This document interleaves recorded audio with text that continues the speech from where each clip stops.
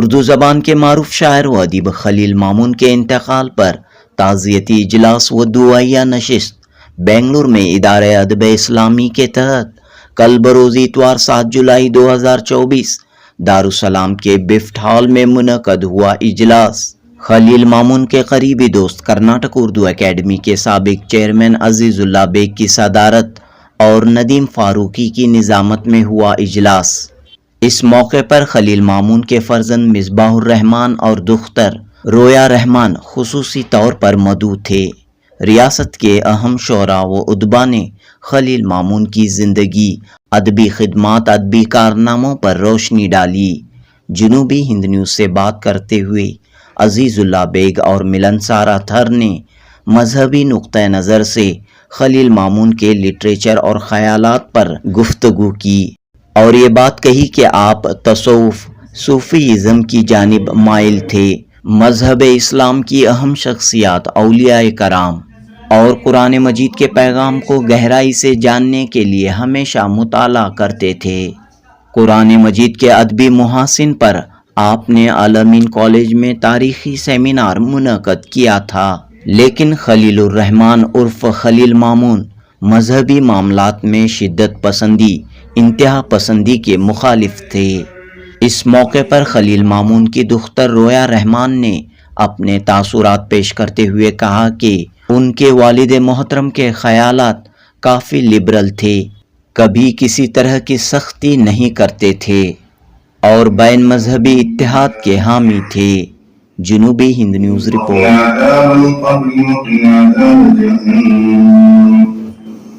اللهم انت السلام ومنك السلام تباركت يا ذا الجلال والاكرام.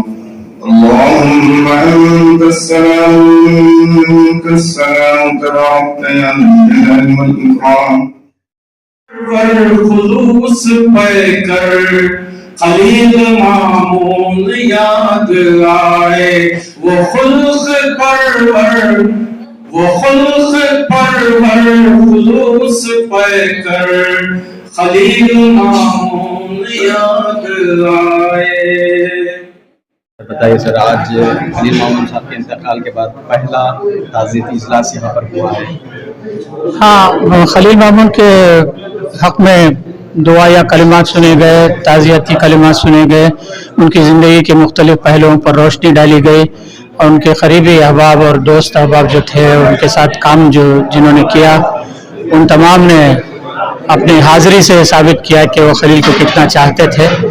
اور اچھا تعزیتی اجلاس تھا، اور میرے خیال میں اس طرح کے اور بہت سے اجلاس جلسے ہونے والے ہیں، شہر میں بھی اور بیرونی شہر میں بھی، کیونکہ وہ ایک بہت ہی معروف اور مشہور شاعر تھے۔ مذہب کے نقطہ نظر کیا تھا؟ وہ رسمی مذہب کو اس قدر ان کا اپنا نظریہ تھا، ان کی اپنی رائے تھی کہ وہ اسلام کی حقیقت کو اور اس سے روشناس لوگوں کو کرانا چاہتے تھے، اور قرآن کریم کے حوالے سے وہ بہت جذباتی تھے اور رسول اکرم کی شخصیت سے خاص رغبت تھی، اور انہی کو ایک ماڈل تصور کرتے تھے۔ اور اس سے زیادہ کیا کہا، رسمی چیزیں تو ہوتی ہیں، ان سے خیر وہ ان کا اور اللہ تعالیٰ کے درمیان کا معاملہ ہے، ہم اس بارے میں کچھ نہیں کہہ سکتے۔ صحیح بات یہ ہے کہ وہ ایک پکے مسلمان تھے اور باقاعدہ قرآن کے ادبی حوالے سے انہوں نے ایک اجلاس منعقد کیا تھا اور ایک تاریخی ثابت ہوا تھا۔ جی بتائیے قرآن کے۔ ہاں، وہ ماہرین کو بلا کر وہ مختلف موضوعات پر، جب وہ صدر تھے اکیڈمی کے، تو انہوں نے ایسے جلسے منعقد کیے، ایسی کانفرنسیں اور سیمینار وغیرہ، اور قرآن کی حقیقت کیا ہے اور اس کا پیغام کیا ہے اور اس کے بنیادی اصول کیا ہیں، اور قرآن جس وقت نازل ہوا تب وہ تصورات نہیں تھے عالم دنیا میں، دنیا کے کسی حصے میں کہیں بھی وہ تصورات، وہ اصول اور وہ نظریات बहुत बाद में लोगों को उससे तारुफ हुआ, उसका तारुफ हुआ। इन तमाम चीज़ों को लोगों पर ज़ाहिर करना चाहते थे और मुख्तलिफ माहिरीन के ज़रिए वो बताना चाहते थे कि कुरान करीम की कैसी अजीम एक किताब है और सिर्फ मुसलमानों के लिए नहीं बल्कि सारी दुनिया के लिए, सारे अक़वाम के लिए उसके अंदर एक पैगाम मौजूद है, यह कहना चाहते थे। ख़ास तौर पर अदब पर जो है, इस्लामी अदब पर आपका क्या नुक्ता नज़र था? ये बहुत ही मुश्किल सवाल पूछा आपने। आज के इस ताज़ियती जलसे में उनकी दुख्तर ने भी इसका हवाला दिया, एक और मुक़र्रिरीन ने भी कहा। अब ये कि आपने जो पूछा कि मज़हब के बारे में उनका क्या रवैया था, अब ऐसा है कि देखिए जो रसूम हैं, मजहबी रसूम, उसमें उनका इत्तेक़ाद नहीं था, लेकिन वो एक मज़हब का जो रूहानी पहलू है उसमें उनका बड़ा इत्तेक़ाद था।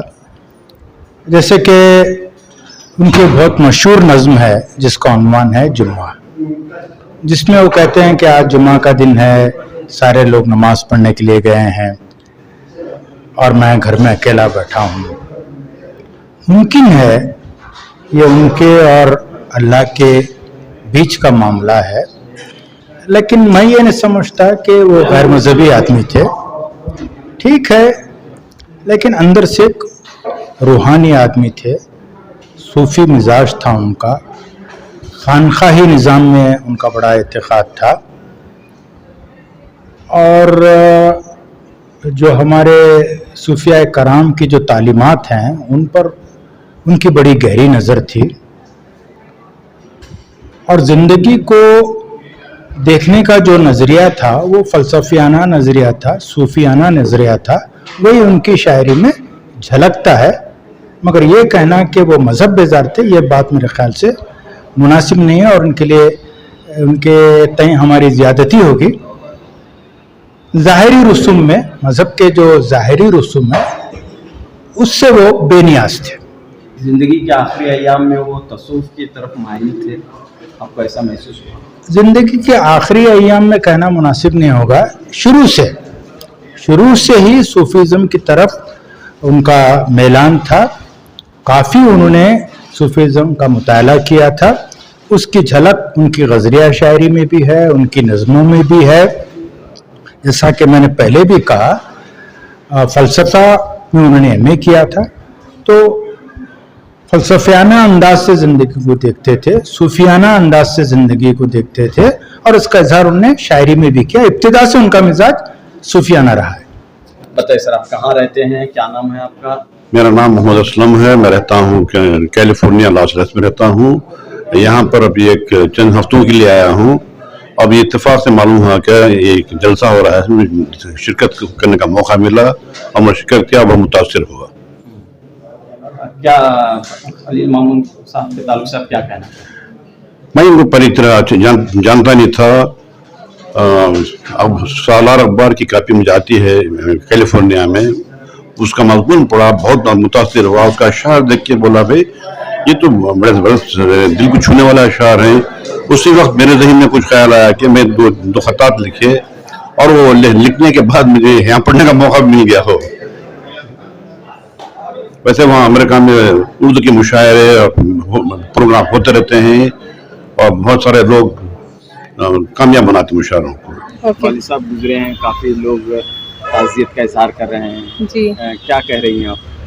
बस यही कहना है कि सब पहले तो जुनूबी न्यूज़ का शुक्रिया कि आप हमसे बात कर रहे हैं। एंड खलील मामून साहब जो मेरे अब्बा हैं, तो उनके बारे में आप कुछ जानना चाहते हैं। और इदारे इस्लामी जो ऑर्गेनाइजेशन है उन्होंने बहुत अच्छा प्रोग्राम रखा, तो उनका सब ऑर्गेनाइजर्स का बहुत बहुत शुक्रिया। स्पेशली मिस्टर साहब नदीम फारूकी जो है उनका बहुत बहुत शुक्रिया।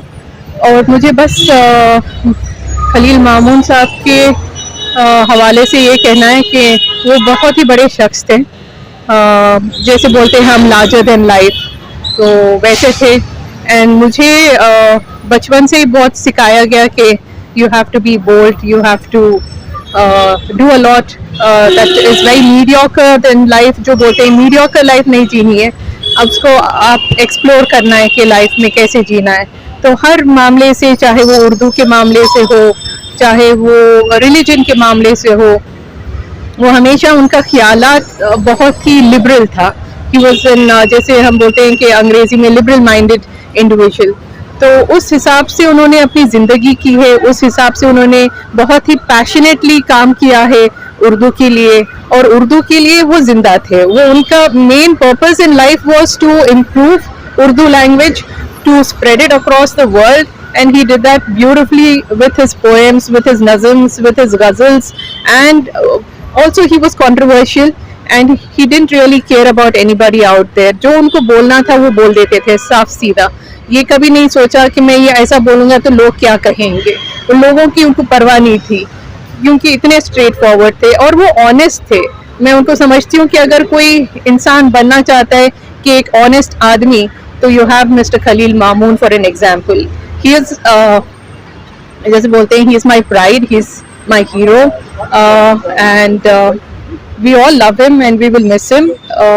बस इतना ही कहना है. एंड बहुत बहुत शुक्रिया आप सब लोगों का जिन्होंने उनकी याददाश्त में प्रोग्राम रखी हैं. आज का प्रोग्राम भी बहुत अच्छा रहा, कल का भी. को आगे बढ़ाने के लिए चंद बातें यहाँ पर पेश की, तो आपकी क्या कोशिश रहेगी? जी, मेरी ये कोशिश रहेगी, तो पहले ये कोशिश मैंने शुरू कर दी है.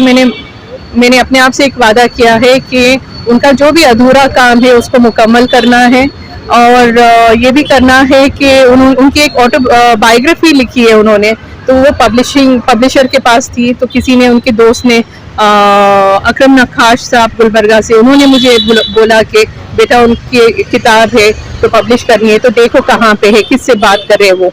तो वो अभी काम एडिटिंग पे है, तो डेफिनेटली वो पब्लिश होगी, शाया होगी इंशाल्लाह 2-3 माह में.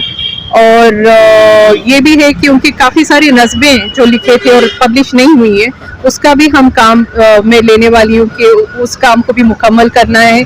और उर्दू ज़ुबान और उर्दू लिटरेचर में जो काम कर रहे थे खलील मामून साहब, उस सिलसिले को आगे लेके जाना है. मुझे पता नहीं मैं किस हद तक मैं ये काम पूरी तरह से कर पाऊंगी, क्योंकि मुझे उर्दू नहीं आती है उतनी अच्छी तरह से जितना हमने नहीं पढ़ा. हम सब कॉन्वेंट एजुकेटेड हैं, तो कभी मौका भी नहीं मिला. कभी 1-2 बार सिखाने बैठ जाते थे डैड, तो बस उतना ही कि सिखा दिया, हो गया बस. उतना उन्होंने भी मुकम्मल कभी फोर्स नहीं किया, चाहे वो रिलीजन के मामले से हो कि तुमको हिजाब पहनना है या तुमको ऐसे बनना है. बड़े ही लिबरल कि सब जो भी कौम के लोग हैं सबकी इज्जत करो, सबका भगवान एक ही है, अल्लाह तो एक ही है, खुदा तो एक ही है. आज का इजलास खलील मामून की ताज़ियत में मुनक़द हुआ, जिसकी सदारत खलील मामून के करीबी दोस्त जनाब अज़ीज़ुल्लाह बेग साहब ने की, और उनके खलील मामून के बच्चे जनाब मिसबाहुर रहमान उनके फर्जंद हैं, और मोहतरमा रुया रहमान जो उनकी दख्तर हैं, उन्होंने इस महफिल में शिरकत की, और खाक साहब ने यानी मैंने निज़ामत की इस जलसे की. माशाअल्लाह ये जलसा बहुत कामयाब रहा. तमाम मुक़र्रिरीन ने खलील मामून साहब के लिए इज़हार ताज़ियत पेश किया, और बड़े बेहतरीन अंदाज में हज़रत खलील मामून साहब को खिराज अक़ीदत पेश किया गया. इसके लिए मैं आए हुए तमाम अहबाब का शुक्रगुज़ार हूँ कि उन्होंने आज की इस महफिल में खलील मामून के ताल्लुक़ से ख़यालात का इजहार किया और हमें हिम्मत अफजाई का मौका दिया.